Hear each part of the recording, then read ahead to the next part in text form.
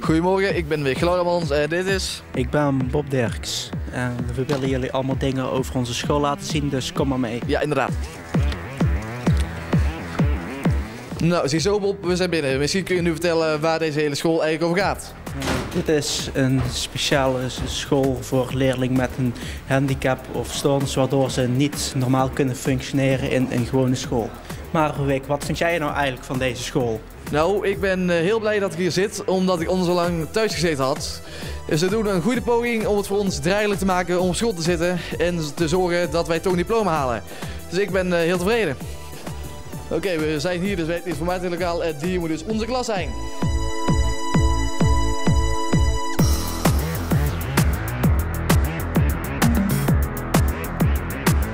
We zitten hier bij Tom uit Weert. Het is een klasgenoot van me.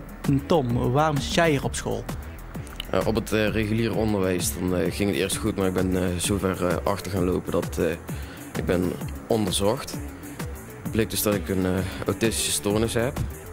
En daarom zit ik dus hier, zodat ik toch goed onderwijs kan krijgen, wat ik op de reguliere school niet kon krijgen. Nou, ik zit hier met Elmar, dat is nog een andere klasgenoot van ons. En ja, Elmar, waarom zit jij hier? Nou, vroeger toen liep ik constant vast op het regulier onderwijs. Dat was al vroeg op de basisschool.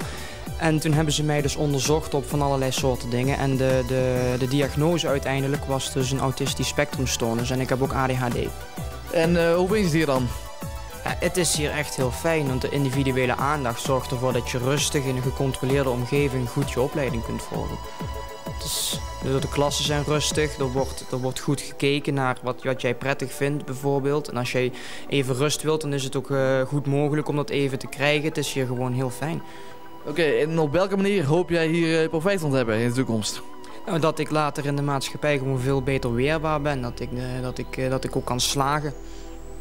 En daarna? En dan hoop ik te slagen als filmregisseur. Nou, oké, dat is vervelend, want dan is het nou toch echt aan de verkeerde kant van de camera.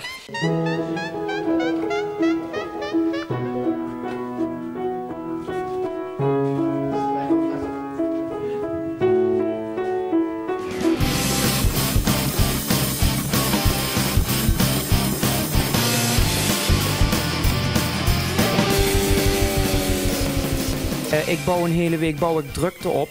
En 2 keer per week in een kleine pauze op dinsdag en donderdag kan ik dan hier een kwartiertje drummen. En dat is voor mij mijn uitlaatklep om drukte kwijt te raken en om af te reageren.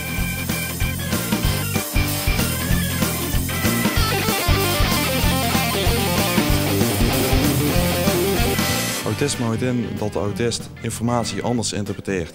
Dit komt omdat zintuigen vaak niet samenwerken. En dit zorgt voor andere reacties dan mensen van de autist dan verwachten. Oké, ik sta hier naar Joost, onze technologiedocent.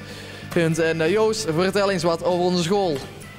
Nou, deze school speciaal voor autisten heeft heel veel aandacht voor individuele aspecten van de leerling. We kijken naar een aangepast lesprogramma waarbij leerlingen meer tijd krijgen, waarbij leerlingen geholpen worden met de planning. En op deze manier proberen we dan leerlingen zo goed mogelijk bagage te geven om met succes een vervolgopleiding te gaan doen. En dat kan zijn mbo of hbo of wat dan ook. Nou, dit was onze school. Ik hoop dat jullie een goede indruk hebben gekregen. Wij vinden het in ieder geval hier leuk. Houdoe! Houdoe!